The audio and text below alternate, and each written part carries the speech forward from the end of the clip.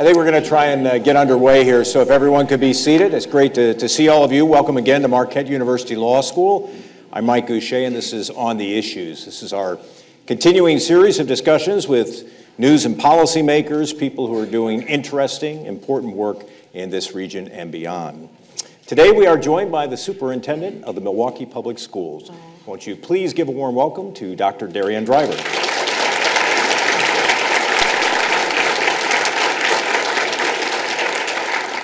Good to have you back here. It's the second time, I think, for you, isn't it? It is, yes, yeah. Thank you. That's great. Well, I want to cover a lot of ground with Dr. Driver today, and I thought I'd begin by getting sort of a state of the district message from you. Give us your sense of how MPS is doing in 2017. So 2017 for us has gotten off to a good start.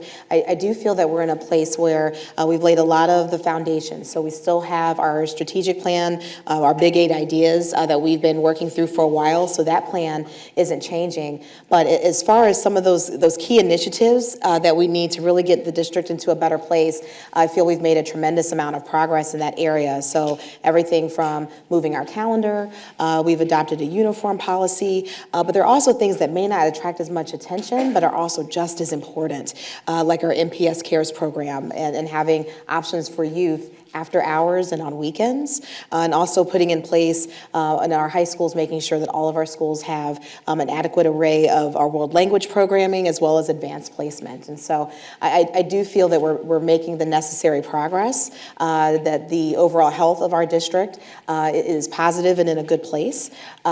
Still a lot of work to do, though. There will never be a day when we say that we aren't still needing to make that progress until 100% of our children are proficient in every area. You're a former teacher and obviously the superintendent right now, and I think people in that line of work like to have a moment or two to brag about success stories. So tell us a couple of success stories. I'll give you a chance to brag. Okay. I always love that opportunity. Well, first, as I mentioned, our MPS Cares program, we now have 7 Twilight Centers, and so they're all over the city. We just opened Bayview on Monday. They're at Washington, North Division, South Division, and so it's opportunities for students from 6 to 9 during the regular school week, and then on Fridays, they're open later for students just to have a safe place to go and to gather. That was really important for us. Are the Bucks helping you with that, the Milwaukee The Bucks have been helpful, Boys and Girls Club. We've really received quite a bit of community support in helping us pull that off. We just started our Midnight Basketball League in partnership with the city, with the Bucks, and so very excited about that. It's something our city had a long time ago, and so that is back now. We have seen a tremendous amount of progress with our early literacy program, and so looking at our kindergarten, 5-year-old kindergarten, we call it K5 in case that's new for people, but our K5 and our first grade, they made a 15% jump from 45% proficient to 60% that were proficient on our STAR assessment. And so that's not the same as the statewide test, but just even in-house, we're starting to see a lot of those different initiatives that we've put in place starting to take shape. So that for me is a huge win. And again, some of the things you may not hear about, but I just feel like a lot of the progress that we've made, a lot of the programs, big and small, are starting to get us to a better place and seeing student achievement improve. Scholarship dollars, that's something you tout. How is that going? So last year, we continue to break all types of records, getting over $60 million in our scholarships. This is that critical time now. And so literally almost every day we're getting announcements about different scholarships that are available for students. So we aren't tallying quite yet, but what we are doing is working in our success centers in the schools with our counselors, with our teachers, and our young people to make sure that they're applying. We had a huge push with our FAFSA, the free application for federal student aid that started in October now. So the way that it used to be, it didn't start until January, and it put a number of our students at a disadvantage. So we already have over 60% of our seniors that have completed that FAFSA, shattering where we used to be. We were at 49% last year, and so Milwaukee Succeeds has been a huge partner in helping us do that, and a number of volunteers. I think some of them are in the audience today who've actually been going to high schools and just sitting with students to help them get there. So we know 63% of all jobs in 2018, which is next year, are going to require some type of a post-secondary education. And like so those middle skill jobs jobs, they call them, yeah. Correct. And so this really is something that all of our students are going to need. And so just really excited about the progress that we're making and the focus that is still going on teaching and learning in spite of some of the most recent changes that we've experienced with the new administration. Let's talk about challenges, because obviously the district has a number of them. They're serious. You've said that publicly. What are the biggest challenges you face as a district right now? Right now, and I know I talk quite a deal about high schools, but it's because it's that launch pad, that last chance before our students graduate, and our graduation rate is still not where it needs to be. 58%, Yes, 4 years, right? That was for 2015, and so 2016 we'll be able to announce very soon. Everything is embargoed for periods of time, but that has really, I think, energized people to realize, we've got to make sure that our students are not only passing grades and getting passed through, but that they're proficient and that they're truly prepared for college and career and life. And so that's a big area of emphasis.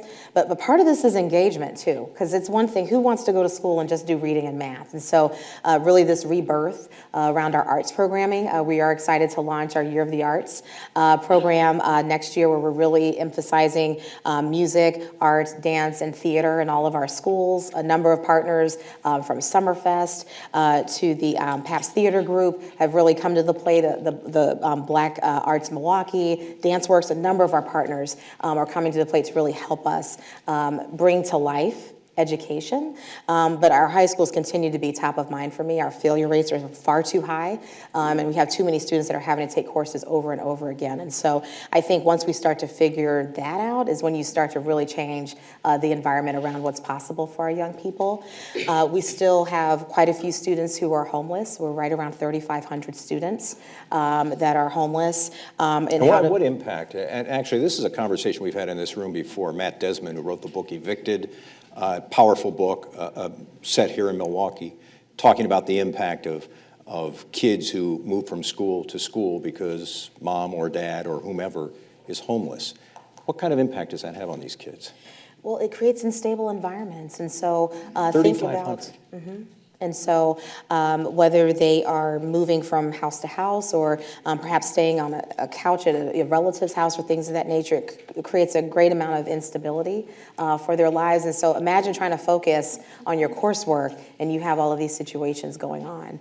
And so for us, we used to talk about social emotional learning, and people are quick to say, oh, that's fluff. That's not important. But it's at the heart of what we do. I mean, all of those core subjects don't matter if you can't build a relationship with a young person, if they don't feel that coming to school they have a trusted adult that they can confide in, that they can, be excited to see when they come through the door, regardless of their situation. And so we do work very closely. We have regional attendance liaisons that literally work out of their cars, working with families, trying to connect them to resources.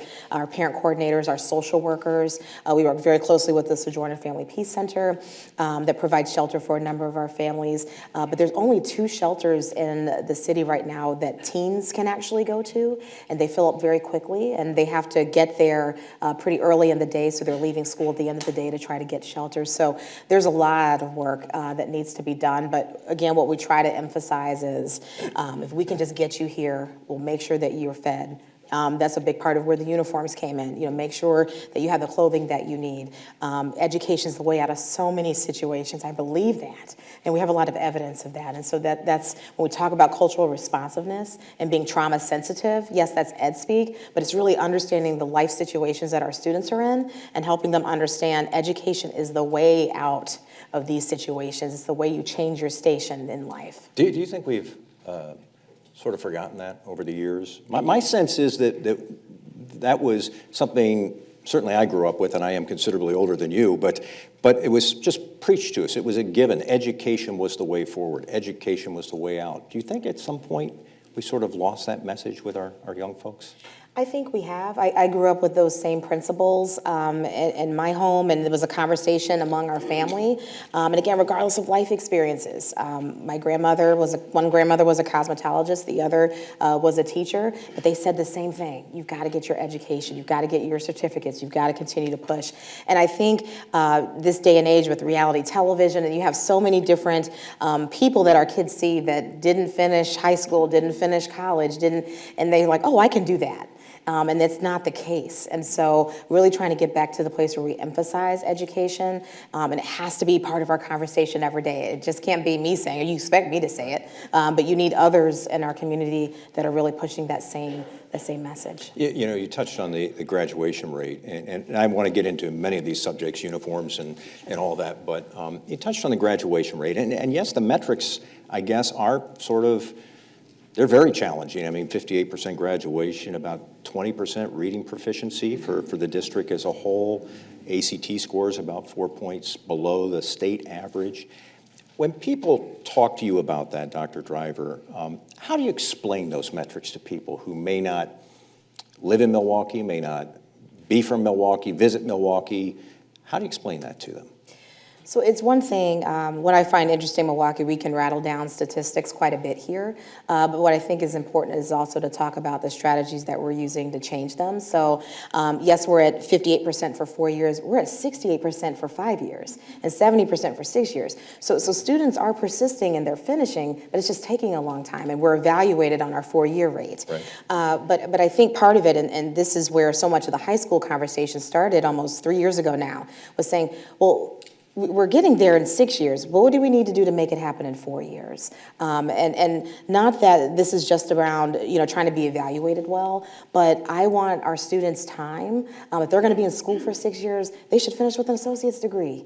They should be halfway through a 4-year program, not just finishing high school. And so I think what's important when we talk about these different issues, it's important to pair it with, here's what we're doing about it. So we talk about 20% proficiency in the 3rd grade, but that's where Milwaukee Succeeds is coming in with the Transformative Reading Initiative. We have our Achievement Gap Reduction Program for smaller class sizes leading up to the 3rd grade. A number of different literacy initiatives, Spark Literacy, I could rattle all of them off, but I think it's important to have those solutions there, but you have to talk about your problems if you're going to solve them. You can't sweep it under the rug, and yes, it's sobering, and it's hard. I mean, I was a teacher on the east side of Detroit, and there are those days when you're like, am I getting anywhere? But at least you've got to keep that number in front of you so you know where you're going.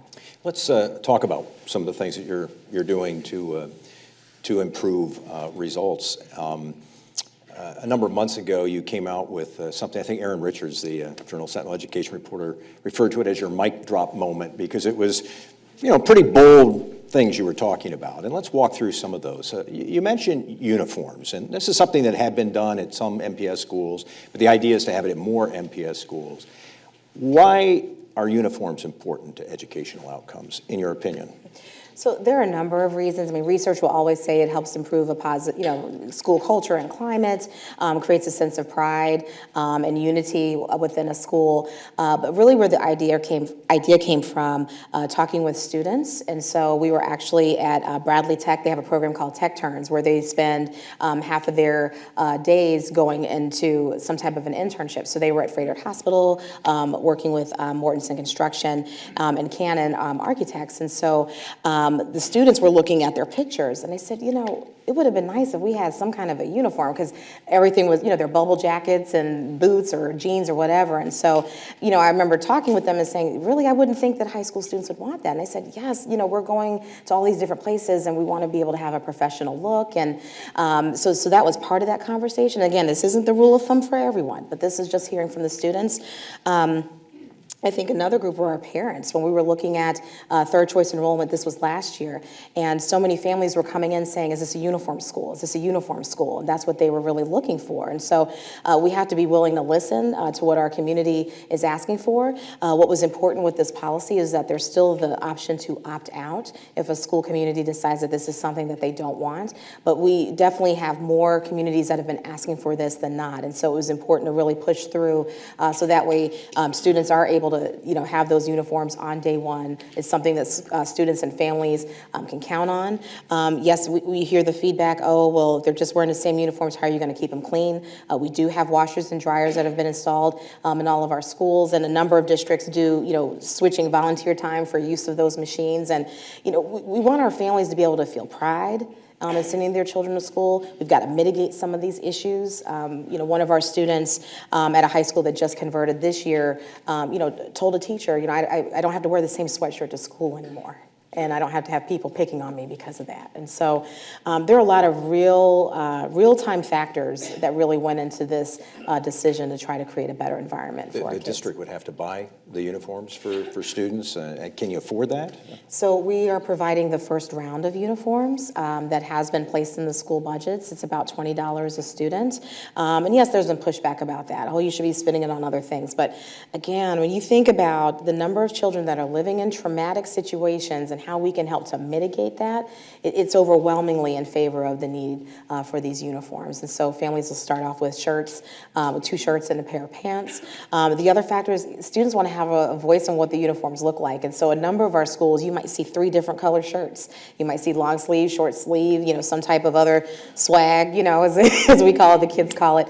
And I think that's what also really makes the difference in making that a positive experience at the school. Let's talk about the school year itself.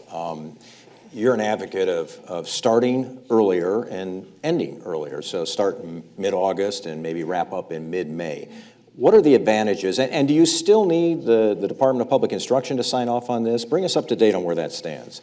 So our board did adopt our early start calendar, and yes, we worked to get a waiver with the Department of Public Instruction, and the waiver comes from schools that are specialty schools that have some type of a circumstance that would require starting early. So our International Baccalaureate schools have always started a little earlier because of the date of the IB test, but a number of our high schools were asking for the same concessions for AP testing, and then some of our lower performing schools, some of our year-round schools needed those same concessions, and so that's where that whole idea of the waiver came through, but this is still a local decision, and our board did approve that.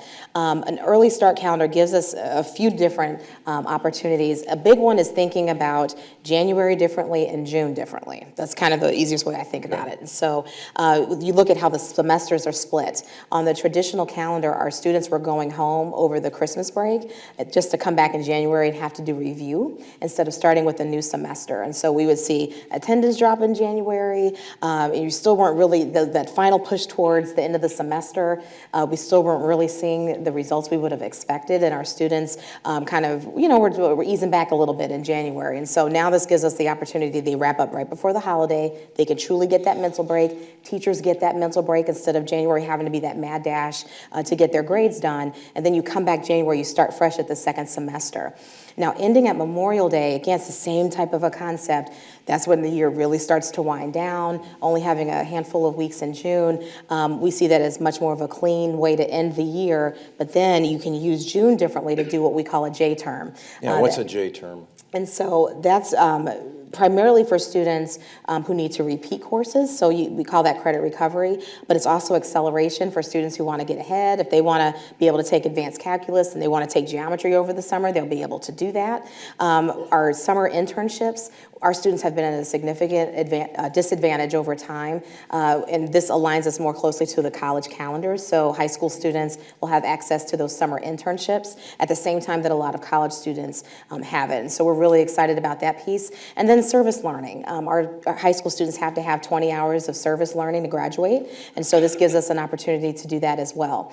Now, the group we haven't talked about enough are our middle schools. The middle schools are going to be on this same calendar as well. We have 6 traditional middle schools that are grades 6 through 8.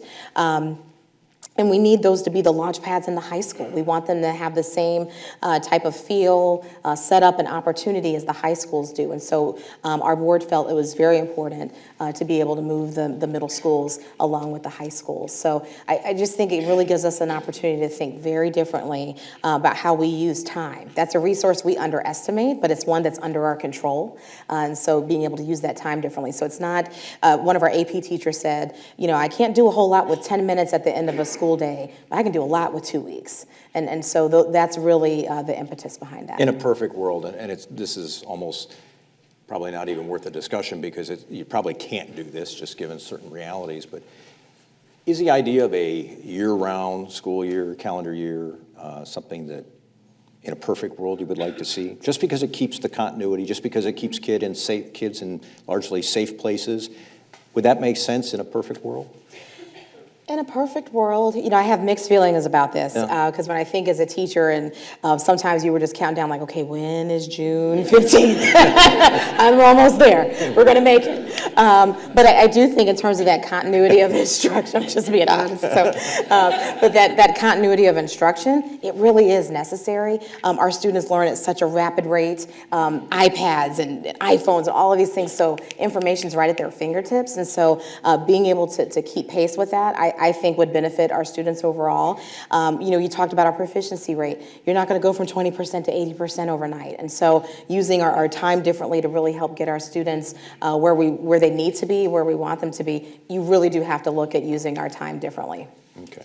Lowest performing schools. You talked about the possibility of making staffing changes. That makes some people nervous. I read actually a guy who I think writes very well about education. He's one of your teachers, Jay Bullock, writes for onmilwaukee.com. And his thing was he's very supportive of your reform efforts, thinks it sounds good largely. But he's a little worried about that because he said it may seem to imply that schools that are struggling, that it's simply a reflection of the teachers or the principal, and that there's much more that's going on here than that. What do you want to do in terms of staffing changes? How do you allay concerns such as that?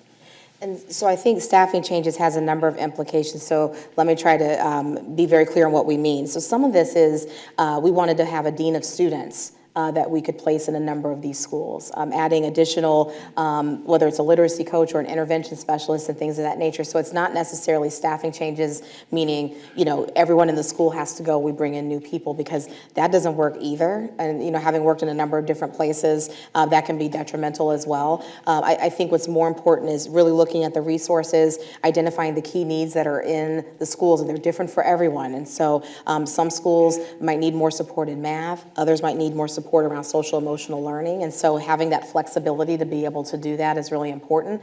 We have a few collective impact programs that we call it. So the Milwaukee Partnership Schools with City Year and Boys and Girls Club, that's really focused on social emotional learning. Other schools have the community schools approach, which is more of those wraparound services. So it's really getting down very specific to the school and what the needs are, and then are there additional positions that need to go there? Do we maybe pull back in one area so we can add more support in an area of need, as opposed to just emptying out a bill. That's not an end-all be-all strategy to improving student achievement. So I just want to make sure that's clear. Sure. Another idea that you have talked about is making MPS the sole chartering authority. So right now, many of the people in this room are in the field of education. So right now you've got UWM and you've got the city of Milwaukee and you've got MPS chartering schools. What's the advantage in having MPS be the sole charter authority? So I do want to make sure that it's clear this wasn't just my idea, but my board president, Mark Sain, and vice president, Larry Miller, and I think President Sain's here. Yes, he's there right there. Yep. Oh, and Director Harris is here too. Great. But this was a very broad conversation around charters, because the conversation too long has been about sector and who's chartering with who, and what happens is people are so busy trying to figure out who they're going to charter with, we're not talking at all about how we're going to improve student achievement.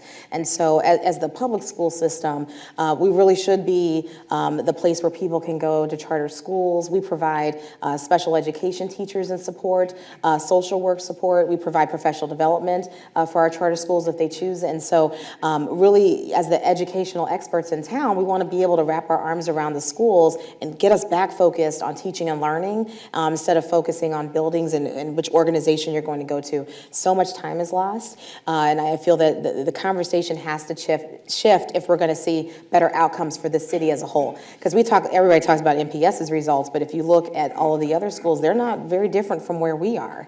And so I feel a much more productive conversation would be, let's talk about improving teaching and learning across all schools instead of worrying about who's charting with who has what buildings and things of that nature. I'm going to follow up on this. The state in its report cards cited 5 Milwaukee schools as being exceeding beyond expectations, significantly beyond expectations. So 5-star rating, which is great news. So one of them is Cooper, which is on the south side. I just ran into the mother of the principal at Cooper the other night. She was so proud of what they've done Jenny, there. yeah. She was very proud of that. 4 of them were Milwaukee College Prep, which is an MPS charter. school. Are we paying enough attention to what's working in those 5 schools?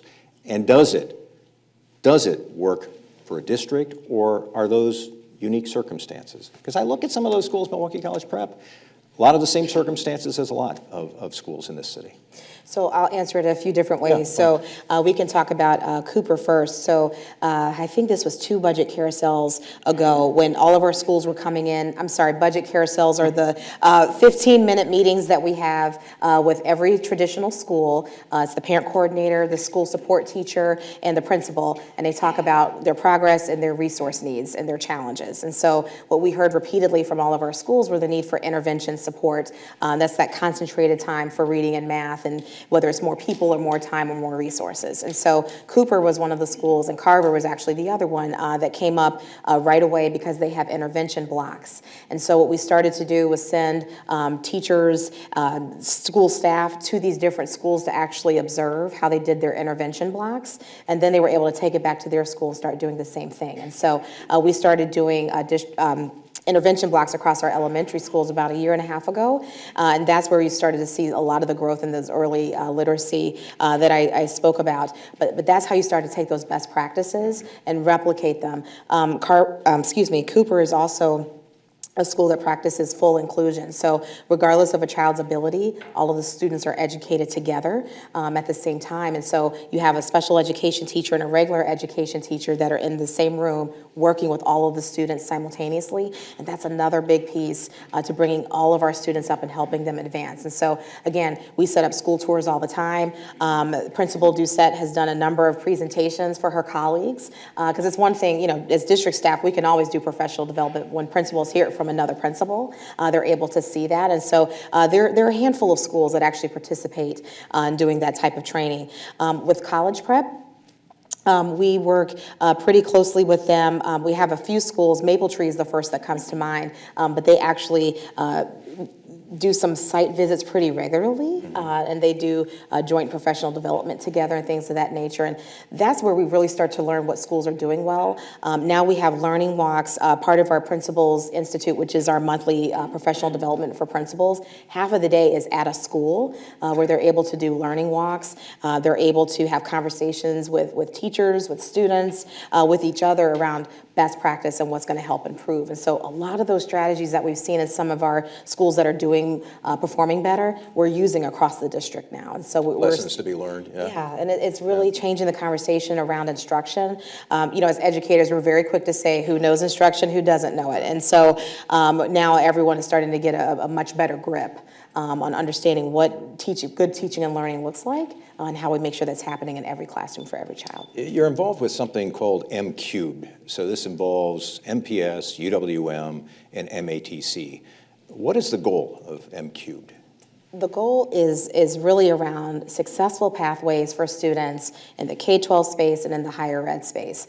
We are the largest public institutions regardless of K-12 or higher ed in the state. Our footprint's about 145,000 students, and so we saw this as an opportunity to really transform education in Milwaukee. When you start to throw out the different numbers that we're anticipating in terms of the cliff for filling jobs in southeastern Wisconsin, it's something like 100,000 jobs that won't be able to be filled by 2020, which is by this point 3 years from now. But we also looked at completion rates. We started looking at the number of first-generation college students that we had and realizing we're better together. We've got to figure out from the time that I get them through the time that they're done at UWM, how we make sure that they are finding successful opportunities along the way and really having these runways for the students that don't just start in high school, they don't just start in college, but it's really K through 16 or K through gray as we call it, because we're really trying to prepare our kids for life. And so a big part of that has been curriculum alignment, and what that means, we started with math because so many of our students were going into UWM and MATC needing remedial math courses, and so we have our professors from UWM and MATC that are actually providing professional development with our teachers. They're writing curriculum together and figuring out how we really make sure our students are getting through algebra, which is the gatekeeper, and being prepared for higher levels of mathematics. We're doing a lot with parents. We've done parent workshops at 14 high schools now, all around the process for getting into school. It is really a different experience altogether now. It's so complex. Everything's online, but you still have to, get out there and start, doing a lot of your own homework. And so really coaching our families around how you navigate that process with applications, with scholarships, and finding a best fit for a child, making sure funding is not a deterrent for families to go. So a lot of different pieces that come together. But I think that this can really change the conversation about education in Milwaukee. All three of us started in our roles around the same time. And so a common vision, I think, around education is really what's needed and what can make some positive improvements. The state budget has $649 million. This is Governor Walker's proposal, $649 million in additional spending for education. Does that make you feel better as the top dog in the state's largest school district? Do you feel better about things? Well, of course, it's encouraging to have a budget that is focused on education, but the key is making sure that it stays in the budget from now until when the budget is approved. And so, concerned about that? Always, because there's competing priorities, and that's the case in my budget. It's the case in everyone's budgets, and so a big part of this for us, the 200 additional per pupil this year, and then 204 next year, and being able to hold on to that. I understand there are a lot of conversations around how that money could be better spent from some, and so trying to make sure people understand that education is not an expense; it's an investment, not only in today but in tomorrow. Has been a big part of the conversation, but it's also demonstrating when you get those additional dollars that you know how to use them and use them well. So there have actually been $1.4 million that have been earmarked for summer school, not only for this year but for next year. And so part of the case, even for those dollars to be set aside and hopefully to maintain them, we have to show that summer school works. We had 169 students last year that graduated sort of that last semester in summer school because they had the opportunity to complete those classes. Looking at the number of students that are going into high school better prepared because they had those opportunities. Looking at the different, everything from Be the Change that we focus for our young men of color, but just a number of different programs. So being able to really show, like, here's what I would do with that money, I think is just as important as, going out and saying, okay, we want to keep this money in our budget. So it's exciting, but I also feel a huge responsibility, a slight burden in just making sure that we're able to really maintain those dollars and we can demonstrate that that investment is worth it. One thing that's not in the budget is any further effort by state lawmakers to have a say in how Milwaukee goes about educating its kids. We all know about the Opportunity School District, which is still the law, but there is no Opportunity School District right now. Your schools, it doesn't apply to your schools right at the moment, and there's no district superintendent. But there was a lot of talk that maybe the legislature would come back and say, well, that Opportunity School District didn't work out the way we wanted to, the way the law said it had to, so we're going to do something bigger and bolder.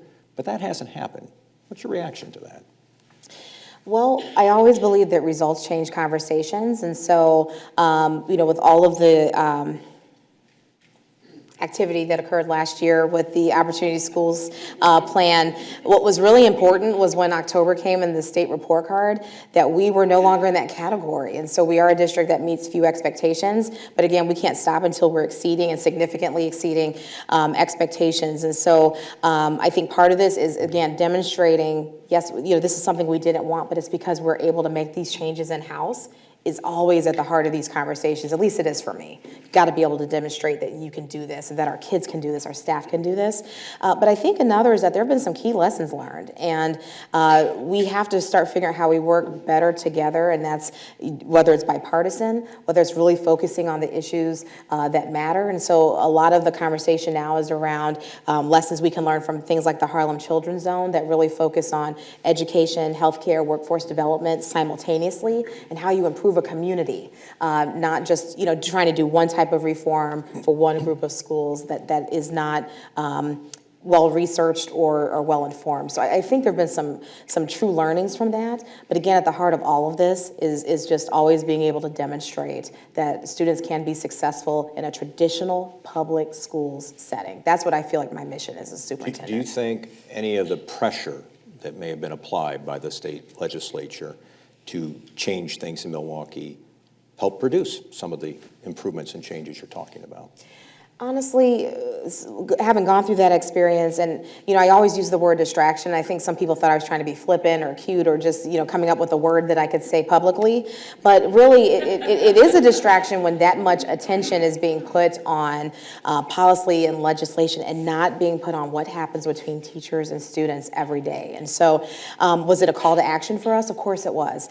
But our teachers have been staying the course. They didn't just start doing well 2 months ago before the state report card went out. So, I really want to give credit to our staff and to our kids as well. We have kids doing great, awesome, fantastic things every single day. And so credit really goes to them. They're the ones that are doing the heavy lifting and the hard work. Yes, I know there were a lot of conversations around that, but I honestly believe the true change happens between students and teachers in their classrooms every day. Let me embarrass you and suggest another possible reason for why the legislature hasn't pursued this. And that is because of the fact that people like Dale Cuenga, the state representative from Brookfield, and Alberta Darling, the state senator from River Hills, like you personally. They think you're really trying, but they like you. Do you think your relationships with people like that have anything to do with this? And I should say this. I talked to Dale Cuenga recently. He raved about Superintendent Driver and said, we've taken trips together as part of a group to northern Wisconsin to look at rural schools so that we all seem to get the notion that people aren't just in this, it's just not a Milwaukee conversation, it's a statewide conversation. But my question is, do you think your personal relationships with some of these people have made them sort of back away a bit? I think it's my relationships, but it's others too. I mean, there were a number of people in our community that also, rose to the occasion in terms of having conversations, not only with legislators, but even just with our community about the progress that we were making as a district. Our board works very hard. We have lobbyists who work very hard to help keep those positive relationships and keep the lines of communication open. And I guess some of this you learn from some of the national examples we have. We can get more done if we work together. I think bipartisanship is really important. And not only talking with me, but talking with the members of our local delegation is also really critical. But relationships are at the heart of all of this. And so whether you're talking about students and teachers, being able to have relationships so they're working well and students are learning at the rates, or as a district, having working relationships so people can see great things are happening here. We have a long way to go, but we are moving in the right direction. So I think relationships are at the heart of it, but it isn't just me. I mean, there are a number of people in this community that have really been making this top priority in their conversations, whether it's the foundation community, our churches, local community agencies, have really been impressing the need for public schools and the need for some space for the schools to be able to improve. One of the things you hear from people who work in MPS is, I think over the years, a sense of frustration that there was not enough community buy-in. So compare your time of arrival to today. Has that changed during your tenure? And I'm not saying because of you, but has that changed? I definitely feel a difference. Some of the things that I hear from colleagues is that MPS feels more open. People feel like they have more access to working with schools, building relationships with staff and with students. So I definitely think there's been a change. We are really striving to try to tell our story better. That's the first thing I would hear from everyone. You got to get out there. You got to tell the message. You got to tell the story. And the good and the bad. I think the fact that we're owning our challenges and not sweeping them under the rug has also brought people back in because they want to be a part of the solution. Everyone wants to be proud of your public school district. I mean, that's the bedrock of any community are your public schools. And so I think the more that we espouse that and make people feel welcome to be able to come, and again, not everyone is coming in saying, oh, you're doing such a great job. There's just as much criticism that comes with that too, but you've got to be willing to listen to both sides of any conversation if you're really going to make true progress and real change. And so I do feel that there's this groundswell of support because people want to be better. Who wants Milwaukee to be at the top of every bad list and the bottom of all the good lists? No one. And so I think there's enough positive energy now and feeling like, change is happening, change is coming, but it's not just on Dr. Driver, or it's not just on the teachers, but it is on everyone in this community to make sure that the public schools are successful. People are interested in seeing numbers move, metrics move. What do you tell people who want to see progress immediately and significant progress? Real change takes time. I've been in enough situations where you have this initial pop for improvement, and so new program comes in, new curriculum, new strategies, and you see this, immediate improvement, 3-5% growth in 1 year. But sustaining that over time is always the most difficult part of this work, and so trying to have enough organizational patience and community patience to be able to allow that change to occur is what I try to say to people. But I say that for myself too, because I'm very impatient and I want to see everything change overnight. And it doesn't work that way, especially if you want to see that change last over decades and not just for a few years here and there. And so I think it's a learned patience, but the more people come in and they start to work directly with schools, they realize that change really does take time. We're trying to really change what's happening in an entire community, and there are a lot of obstacles there. So that is what we say, but it's also what we practice. So even in some of the initiatives, they may not be the bells and whistles and the most exciting things that people have ever heard of, but they are really foundational and allow us to take the necessary steps to make sure that the progress we're seeing now, we're going to see in 5 years.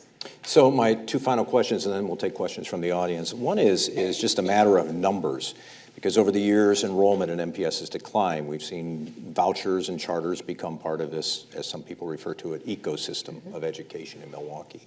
How much further can enrollment decline in MPS before it starts to have very, very powerful impacts? Honestly, we're already at that point. Our enrollment is just below 78,000, and so when we have a pension system, retirement system that was designed for 120,000 students, and we're right around 80,000, that's automatically going to put you at some significant financial disadvantages. And so, again, the way that you bring people back is progress. I think making sure that our families and community members feel welcome, and their schools really are those anchors in the community and their lighthouses. And I think the more evidence that people have that this investment, and whether it's sending your children there, whether it's working for MPS, or whether it's just seeing all of the students starting to matriculate and being successful in our community, is where people really start to understand that this is an investment worth making. I was at an event last night, and a parent was saying how her children were currently in open enrollment, but she liked what she was hearing. She'd had the opportunity to go to a few schools and actually see some of that cultural responsiveness that we've been talking about. She wants to bring her children back. So seeing is believing. But obviously, at this point, we are already at a point where we don't want to see our enrollment go below, because any decline in enrollment is going to hurt us with the resources that we're able to put in a classroom for our kids. Final question, and it's one of the times. This is the fact that MPS has declared itself a safe haven for example, kids who are undocumented, refugees.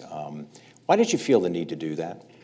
Because all of our kids matter. And what does that mean, I guess? What are you saying when you say you're a safe haven? So a safe haven means that we are welcoming all of our refugee, immigrant, migrant communities to our school system. It's the guarantee that their children will be educated in an equitable manner, in a loving and nurturing manner. It's saying that we will not release the status of our students' information to federal officials. It's a number of different steps that we have to take in partnership. We are actually retaining a law firm that specializes in immigration rights to make sure that we're all well informed. And it's important for our staff to also understand the rights of our students and their rights. Should there be an instance where an agent would come to a school, or if someone's status comes into question. So it's very complex, but it is the right thing to do. Our public schools are supposed to be the place where all are welcome. And we have to make sure that that is not only something that we say, but something that's actually a policy. And definitely, I think a moment for us of pride, but also action. Because again, you can't just sit back and say, "Oh, this is something we think is important." But for Vice President Miller and Director Joseph to have this resolution that would help us really firmly become a safe haven, I think is mission critical.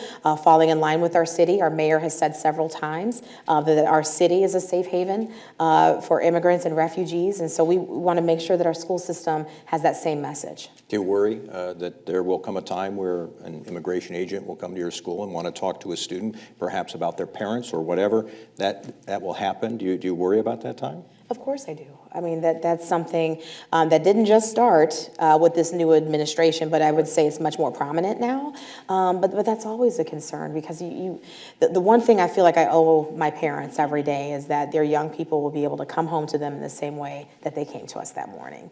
And when you start thinking about these different issues, I can say it's going to be okay all I want to, but when this is actually coming from a much higher power, it's very difficult to give that guarantee. But we have to have some actions in place that will help guarantee that safety and protection for families as much as we can.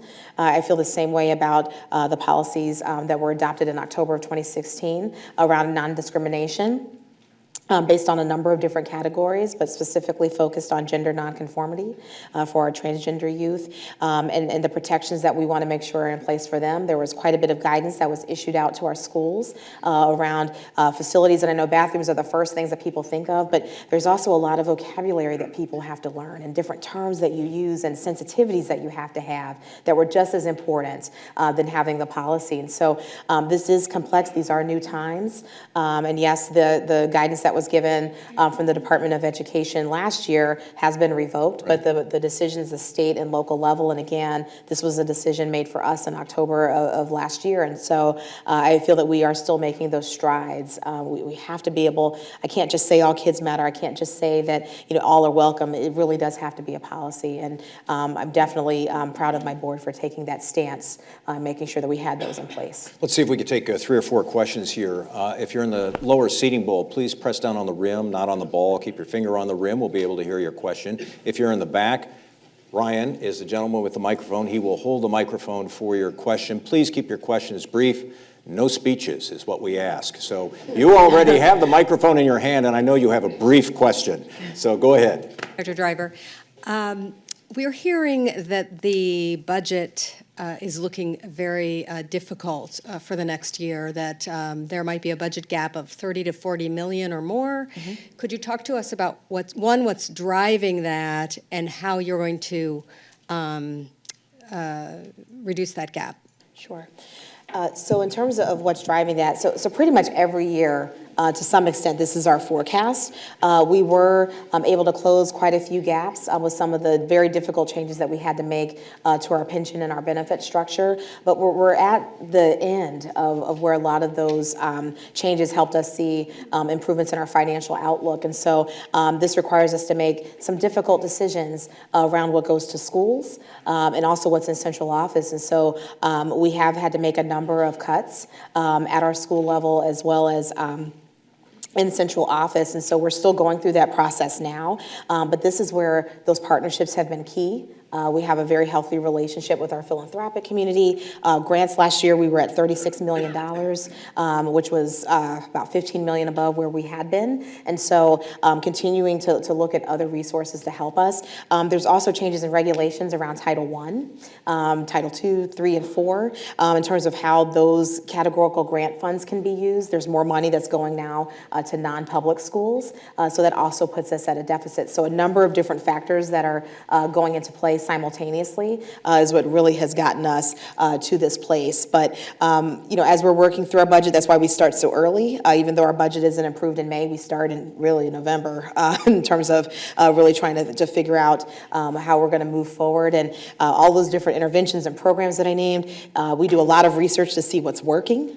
And say, okay, well, we need to stay the course here. And if things aren't working, that means they have to come off of the plate. So very complex conversations. But again, that's why those budget carousels, those one-on-one conversations with every single school. We're doing the department ones starting tomorrow. And to just really make sure we have a firm understanding of what's working well and what isn't. What are some things we can find alternate resources to be able to fund, and what are some things that we're going to have to pull back on? Okay.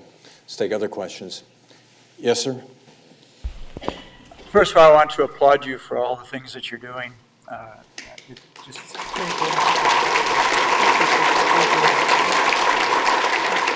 No small task, for sure. The question I have is, you talk a lot about relationships, and needless to say, it's at the core of most everything we do in schools.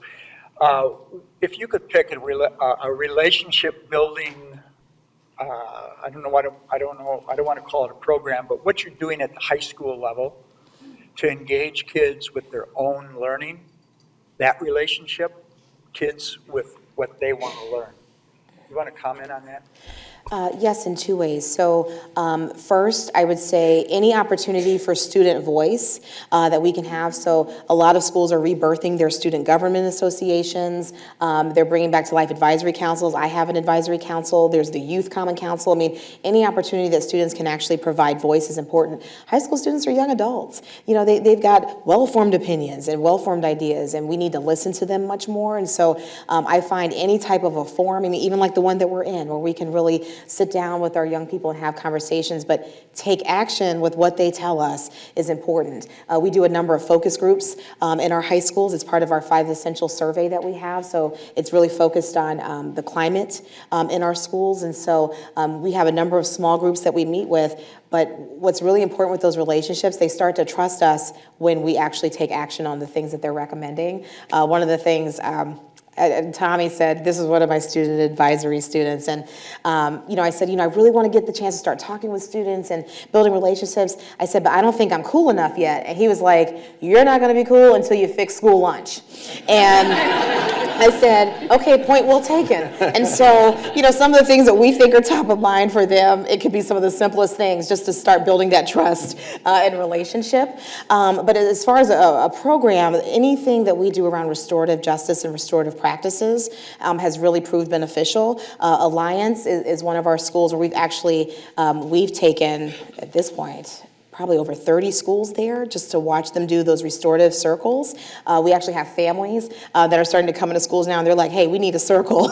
We had an argument last night, we need a circle. And so that has been a really helpful practice. And again, it's just asking questions and having an open forum for students to really talk about how they're feeling. Our young people carry so much with them to school every day. And so just giving that voice, that opportunity, having a trusting adult that's there to hear them, but then again, the action that has to follow, I think is where we fall down sometimes, and any efforts that we have to make sure that what we hear, we're actually doing something about it, I think helps to foster those relationships. At the law school, we're very familiar with the notion of restorative justice with Jeanine Geske, the former Supreme Court Justice, who's really a strong believer in that, has done great work in that field. Let's take another question. Yes, sir. 2 groups in your school. Hang on a second, we'll make sure we got your mic on so we can hear. 2 Okay. groups looking at is the Parent Association group. It's also the Alumni Association. How they support you. So the question for those who may not have heard were just around our parents and our alumni and how they support us. So what was really important when I started was having the infrastructure for parents and alumni. And so we've rebirthed our MPS Foundation. A large contingent of that are the alumni associations that are tied to that. We also have our Office of Business, Community, and Family Partnerships, where we have a specialist that focuses specifically on alumni engagement and student engagement. And so we have a number of different reunions. We're having our second one on May 4th. So calling all alumni to come and join us. And I never say the name of the building right, the Platzgraf. Does that sound like something? It's on Plankinton? No, it starts with a P, ends with an F. Pritzloff. Okay, thank you. That's okay. Thank you, everybody. Bear with me. I'm trying. But that's on May 4th. But it's been critical because our alumni will tell us, okay, yes, we have our football games and we go to homecoming and we'll have our reunion picnics and things like that. But they want to be engaged day to day. And so coming in as mentors, sometimes they're greeters at different schools. They come in everything from career day to just having talks with our young people, helping to boost up staff. We have alumni that'll come together and do different gifts for teachers and things like that. So they're really an important part of the work that we're doing. We had a blue tender event with our alumni not too long ago, and so there's a tremendous amount of interest. A number of our MPS Foundation board members are alums from MPS, and so they take that pride with them in their workplace outside of the district. And as far as our parents, we do have parent coordinators in every school. We've had that now for 4 years, I believe, and so that is staying in place. But on top of that, we are starting to train them in the way that you would train community school coordinators. And so understanding what are all of the resources that are available within a given community, how do you go out and bring in support? So it could be everything from gift cards to sometimes just having greeters at your front door, to people who are just kind of looking out on the sidewalks, making sure kids get back and forth to school every day. And so that's also been a large part of our strategy. But it isn't just the parent coordinators in isolation. We have the regional attendance liaisons. They work out of their cars, literally, just going door to door, trying to work with families who may be struggling to get their kids to school every day and building those relationships. Our social workers and our counselors are also a part of that. So I find working in teams is always better. It just can't be one person or two people in a school that are really focused, but it really has to be this joint effort with a number of people that are helping to build those relationships. But they are definitely an anchor of our community and a group that we are constantly finding different ways to reach out to. See if we could take maybe a final question here. Yes, sir. Two things. One, quick statement. I also want to applaud the work you do as a safe haven. I think it's a really important statement to make, so I applaud you and the board on that. The other question is regarding the school uniforms. And you made a comment that some people have said that money is maybe could be used better in different ways. Just quick math, and 78,000 kids, $20 a kid, you're talking about $1.5 million. I wonder in a way of not only helping the kids, but using that money in a good way for our community and a broader community. Has there been a discussion about potentially working with either fair trade or union-made shops to be able to get uniforms at a good price, but also being able to support other folks who are struggling and kind of being in solidarity with the school and other parts of our folks that are, like I said, struggling locally and nationally? So we do work with a number of agencies that can help us mitigate the effects of that poverty can have or trauma can have. As far as those uniforms specifically and the cost tied to them. So one, this is for the schools that are adopting uniforms. So schools that won't be adopting uniforms, that money obviously won't be there. But as far as we do RFPs for all of those different types of programs, we have a number of schools where companies they started just donating a lot of the uniforms as well. Different partners that come to us, they work to try to make sure that the students have them. So I think if anything, because we have received mixed feedback on that issue, but what's important is we want our young people to be able to go to school every day, have the basic pride and dignity that any of us would ask for in going to school. And uniforms is one way, but it's not the only way. We know this isn't the end-all be-all. You still have to have trusting adults in the schools. You still have to have a curriculum that's accessible for all of our kids. And so a lot of those conversations are happening. This isn't the end by any means, but it's definitely the beginning in trying to just make sure that we have positive environments that are focused on teaching and learning for all of our kids. So I've only got a couple of seconds left here. Let me ask you a question that comes up because of the nature of what you do. We were talking about this before we came downstairs, and superintendents, big city superintendents, tend to have very short tenures, very short. I know this. My father was a big city school superintendent, so they are short. But people that I've talked to really would like to see somebody like you stay for a while because they think, all right, she has an idea, she has a game plan, she has a strategic plan, let's see it play out. You want to stick around for a while? I know you just signed, your contract was just extended, but I'm talking longer than that. I do, as long as the board and the community will have me here. I feel like we're just getting started. It's only been 2.5 years, and so we have a long way to go in terms of making that progress, and there have been so many different investments that have been put into the schools, investments in our young people, and I just feel like, I owe it to the kids in the community. We owe it to ourselves to really want to see that sustainability, because again, it's bigger than me. We want to see that at our school level. We want to see that in central office, and so it's really all of us just making that investment and staying the course. Again, that's why I'm not rolling out a new strategic plan every 6 months and that kind of, we really want to start building that foundation and then really see it through. And one of my chiefs said the other day, because February we had a lot of items that came to the board, a lot of key decisions that were made that the board voted on and supported that are going to help put us in a better place.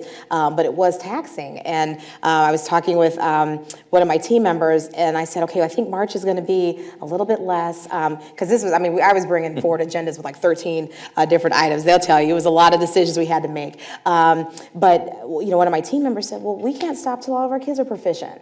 And it was one of those like really satisfying moments because she's been with the district, she's an alum of the district, but for, Ruth to say that just really reminded us all of why we're here, and we can't stop. So I just see us as just getting started, and I feel like I have a very positive relationship with the school board and with the community, and all of us are invested. We want to see a strong public school system. We want to see a better Milwaukee, and I do too. I'm going to wrap things up here. Just a couple of things before we go. Next week is spring break, so we won't have any events in this room. But when we come back from spring break, we'll have a busy building. And among the events that you might want to attend or already scheduled to attend are a debate between the public school superintendent candidates, Lowell Holtz and Tony Evers. Alan Borsick, my colleague, will be moderating that when we come back from our spring break. I'll be interviewing Judge Thomas Bergenthal, who is a survivor of the Holocaust, and who is one of the leading human rights attorneys in the world. He'll be here, and we have a number of other really good guests coming up in the next couple of months. You can find out about that, law.marquette.edu, and if you can't attend in person, you can watch the events because they are streamed live. Having said that, and thank you for your patience. Thanks again for everybody attending today. We always appreciate your time, your attention, your interest, and again, most of all, thanks to Superintendent Darienne. Thank you. Thank you.